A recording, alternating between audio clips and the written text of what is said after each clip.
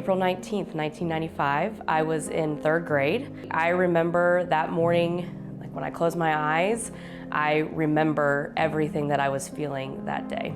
I was in kindergarten at Elgin Elementary in Elgin, Oklahoma. I'm taking the attendance slip up, and I'm about halfway to the office, and a highway patrol or administrator or somebody had pulled a teacher out of the hallway and had notified her that the federal building, the Murrah building in Oklahoma City, had been bombed, and that's where her husband worked. I was 10 years old. I was in the 4th grade.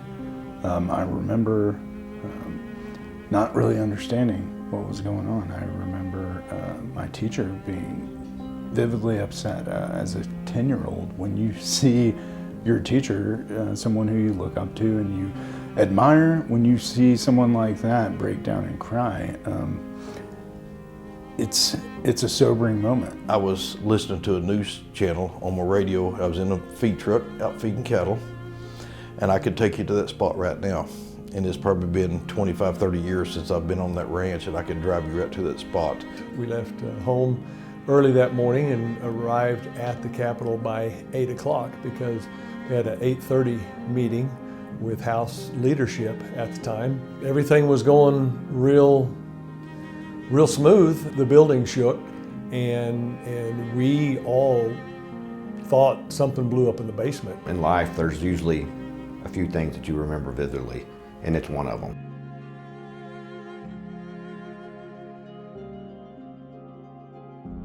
Well, what I was doing was I was on vacation. I was turkey hunting. And my wife called me and she said, "You're not gonna believe this." And she said, "The Murrah building's blowed up." And so I left, I come home, and when I got home, I saw my boss coming down the ladder. And he was on our office. Our office is on the 5th floor, and he was the only one that survived, Brian Espy. And so nobody knew who was in the office and who wasn't in the office. So they started calling everybody to find out where they were at. And so anyway, I got in the truck immediately and drove to the city. But 7 of our employees, my friends, died that day. I felt the ground shake in my apartment, 1-bedroom apartment. I was 19 years old.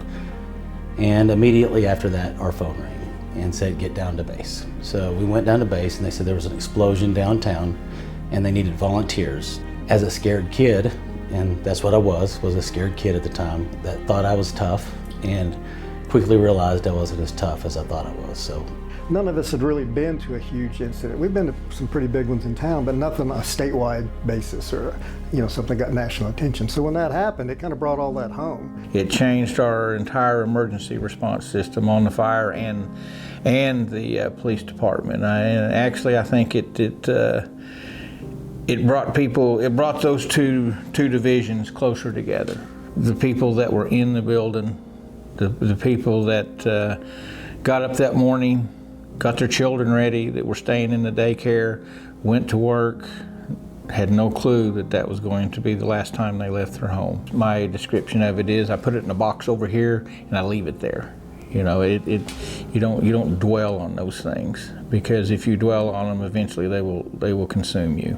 It's everybody's story, and it's about how it affected everyone in the whole state of Oklahoma. A couple days after, it really started raining pretty hard, and they were still trying to search. And so my family, we wanted to do something, and I was only in 7th grade, but I remember telling my mom, "We need to do something to help. We've got to do something." And so we went to the store and bought as many rain jackets as we could find. But when we got there, we sat in line for 2.5 hours because there were that many people that wanted to donate and be a part of the help. And that's just, we all did whatever we could with whatever we had to make it better. Everyone who could volunteer went to volunteer.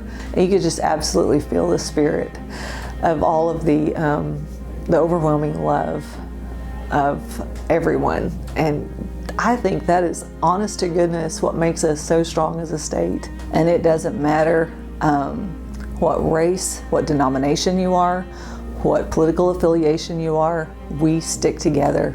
And we're Oklahomans, and we're Oklahomans first. My wife was working at the time and going to school, and she knew several officers from work, and the bombing inspired her to become an Oklahoma City police officer. Now she's been here 26, 27 years, a captain with the department, so I guess I wouldn't have met my wife if I had my two great daughters, who my youngest daughter's actually working at the Bomb Memorial right now. Fast forward to 2016, I was campaigning for my first election.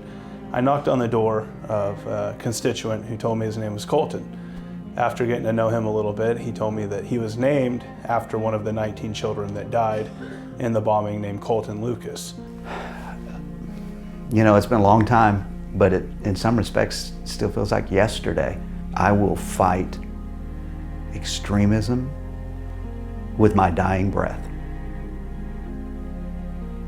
so that it never happens again. I've kind of made it my mission while I'm a state representative to never let the Murrah bombing, never let it go untold. We bottled those emotions, those initial emotions, and came out of that much stronger as a state, much stronger as a people. If you've ever seen evil, it was him. I don't want evil to win out. I want good to win.